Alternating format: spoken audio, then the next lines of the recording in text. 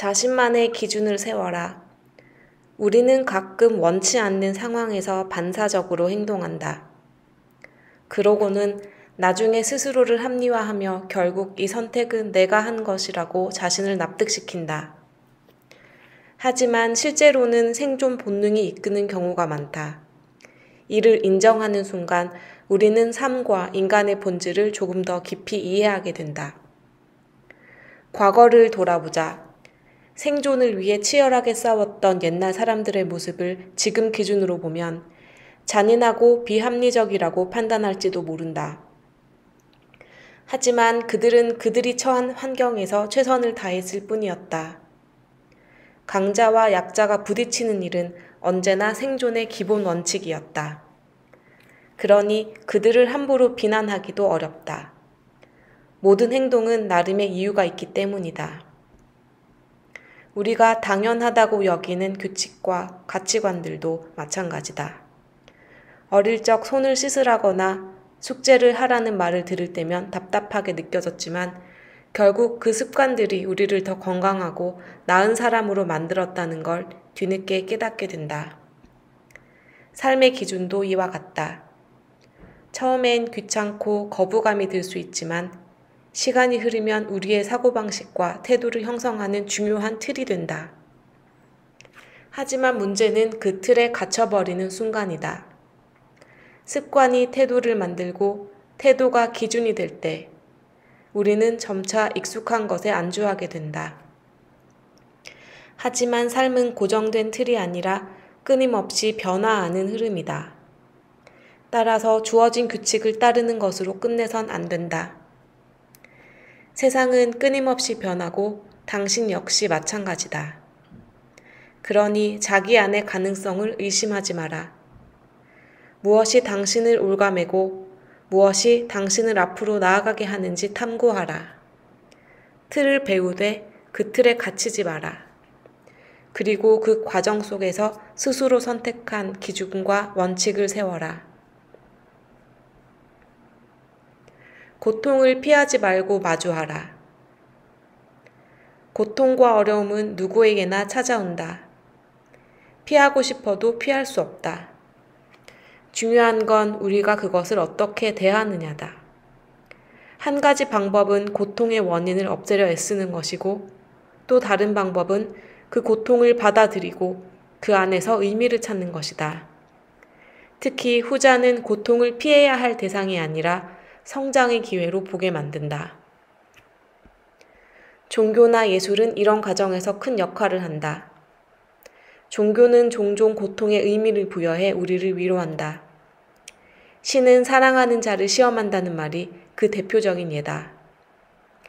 예술, 특히 비극은 고통 속에서도 아름다움을 발견하는 법을 가르쳐준다. 무대 위 인물들의 비극을 보면서 우리는 공감과 해방감을 느끼며 어쩌면 내 삶도 이만하면 꽤 괜찮은 것 아닐까 하고 생각하게 되기도 한다. 하지만 이런 방식에도 위험은 있다. 고통을 그저 이해하고 위로만 받다가 정작 해결하려는 의지를 잃어버릴 수도 있기 때문이다. 단지 위안에만 의존하면 변화의 기회를 놓칠 수 있다. 현대사회는 고통을 받아들이기보다 해결에 좀 더 초점을 맞춘다. 예전 같으면 비극 시인이나 사제가 고통의 의미를 부여하고 위안을 주었다면 지금은 그 원인을 찾아내어 없애려 한다.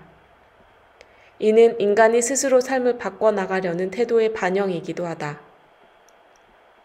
결국 인생의 고통 앞에서 어떤 선택을 할지는 우리 자신에게 달렸다. 고통을 견디며 의미를 찾을지 아니면 그 원인을 뿌리째 없애려고 할지 어느 쪽을 택하든 중요한 건 고통을 외면하지 않는 태도다. 그 속에서도 더 나은 삶을 꿈꾸고 가능성을 놓치지 않는 것, 그것이야말로 인간이 가진 가장 큰 힘이다. 자신과 마주하라. 우리는 누구나 더 나은 사람이 되고 싶어 한다.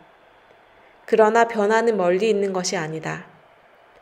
진정한 변화의 시작은 자기 자신과 솔직히 마주하는 데서 시작된다. 자신의 욕망과 갈등, 부족함을 인정하고 그것을 디딤돌 삼아 앞으로 나아가는 과정 속에서 우리는 점차 단단해진다. 첫걸음은 스스로에게 내가 정말 원하는 것이 무엇인지, 이 욕망이 어디를 향해야 하는지 질문하는 것이다. 이것은 자신을 억누르기 위한 시도가 아니다. 오히려 있는 그대로 받아들이고 부족함을 인정하며 새로운 길을 모색하는 과정이다. 부족함은 약점이 아니라 변화의 신호다. 내가 아직 부족하다는 걸 인정하고 그렇다면 더 나아지면 된다고 스스로를 다독이며 전진하는 태도가 중요하다. 살다 보면 누구나 지치고 권태로울 때가 있다. 대부분은 그 상태를 그냥 흘려보내지만 진정으로 성장하려는 사람들은 그 지친 마음마저 정면으로 마주한다. 그리고 그 안에서 새로운 가능성을 찾아낸다. 심지어 스스로에게 실망하는 순간조차도 성장의 밑거름이 될 수 있다. 지금은 부족할지라도 그렇다면 더 해볼 수 있다는 긍정적인 태도가 다시 앞으로 나아갈 힘을 준다. 물론 이 과정이 늘 순탄한 건 아니다. 욕망을 억누르려다 다시 흔들리기도 하고 받아들이려다 혼란스러울 수도 있다. 하지만 그런 혼란 속에서 균형을 찾아가는 과정이 결국 우리를 더 성장하게 만든다. 모든 게 무너지는 순간에도 새로운 출발을 꿈꿀 수 있는 이 마음가짐이 우리를 더 나은 길로 이끈다.